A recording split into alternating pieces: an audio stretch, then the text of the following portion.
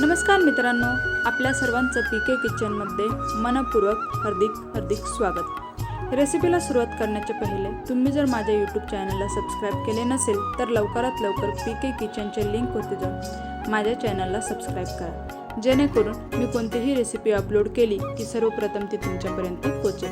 आणि हो, माझ्या इंस्टाग्राम आयडीलाही फॉलो करा। आज आपण बनवणार आहोत गणपती बाप्पा स्पेशलमध्ये बेसन पिठाचे मोदक। तुम्ही पण ही रेसिपी घरी नक्की ट्राय करून बघा। आणि हो, तुम्ही गणपती बाप्पा स्पेशलमध्ये कोणकोणत्या प्रकारचे मोदक बनवता हेही मला कमेंट करून नक्की कळवा। चला तर मग वेळ न घालता रेसिपीला करूया सुरुवात।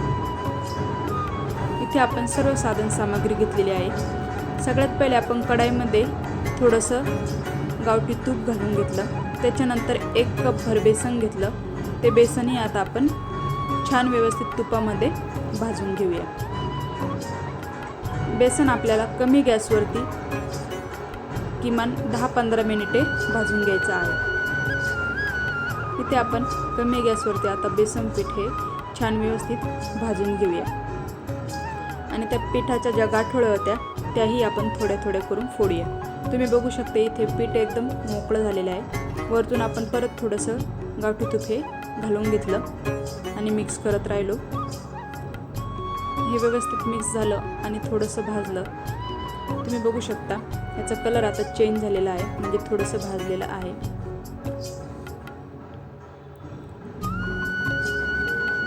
बेसन व्यवस्थित छान भाजून झालं की त्याच्यामध्ये आपण लगेचच 1 वाटी साखर घालून घेऊया। तुम्ही तुमच्या चवीनुसार साखर ॲड करू शकता, म्हणजे तुम्हाला जर गोड आवडत असेल तर तुम्ही साखरेचं प्रमाण हे जास्त घेऊ शकता। इथे आपण साखर घालून झाल्यानंतर मिक्स केलं व्यवस्थित। त्याच्यानंतर इथे मी 1 कप भर दुधाचा वापर केलेला आहे। इथे ते कप भर दूध आपण घालून घेतलं, व्यवस्थित मिक्स करून घेतलं। आता आपण हे चांगलं व्यवस्थित असं सॉफ्ट मिक्स करून घेऊया। सगळ्यात लास्ट आपण इथे वेलचीची पावडर घातली। वेलचीची पावडर घातली की व्यवस्थित मिक्स करून घेऊया आणि ते पीठ हे एका ताटामध्ये बाहेर काढून घेऊया थंड व्हायला। थंड झाल्यानंतर आपण आता मोदक करायला सुरुवात करूया। इथे मोदकाच्या साच्याला तूप लावून घेतलं। त्याच्यानंतर इथे आपण रोज पॅटल्स होते हे मोदकाच्या साच्यामध्ये थोडेसे घालून घेतले। रोज पॅटल्स नसले तरी चालेल। व्यवस्थित पीठ हे मोदकाच्या साच्यामध्ये सेट करून घेऊया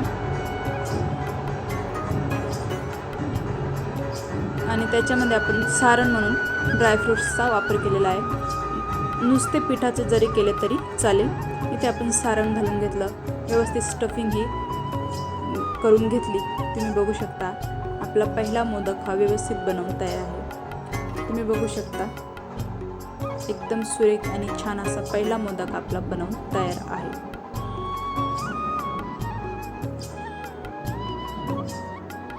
अगदी कमी वेळामध्ये हे मोदक बनवून तयार होतात। तसेच इथे आता आपण सर्व मोदक हे ह्याच पद्धतीने करून घेऊया। तुम्हाला जर सारण घालायचं नसेल तर तुम्ही पिठाचा वापर केला तरी चालेल। इथे आपण आता सर्व मोदक तयार करून घेऊया। आपला दुसराही मोदक बनवून तयार आहे।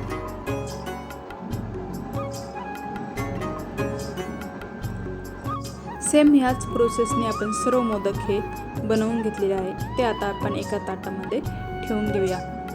तुम्ही पण ही रेसिपी घरी नक्की ट्राय करून बघा। आणि हो, अशाच नवनवीन व्हिडिओ बघण्यासाठी माझ्या चॅनलला लाईक करा, शेअर करा, सबस्क्राईब करायला विसरू नका। आणि गणपती बाप्पा स्पेशलमध्ये अजून कोणकोणते मी मोदकाची रेसिपी अपलोड करू हे मला कमेंट करून नक्की कळवा। चला तर मग भेटूया एका अशाच नवीन रेसिपीसोबत। तोपर्यंत धन्यवाद। करता दुःख हरता वार्ता विघ्नाची, पूर्वी प्रेम कृपा जयाची, सर्वांगी सुंदर शेंदुराची, कंठी झलके माल मुक्ता फळाची। जय देव जय देव, तेरा ही नाम पुकारूं मैं, साथ तेरा बस चाहूं मैं। दुआ दे अंत महिमा तेरी हम पर बरसाए रखना, मेरी बिगड़ी बनाना। जय देव जय देव जय देव जय देव जय देव जय देव जय मंगल मूर्ति, दर्शन मात्रे मन कामना पूर्ति। जय देव जय देव, देवा हो देवा गणेशा, लंबोदर गणेशा, ओम गंगणपतये नमः।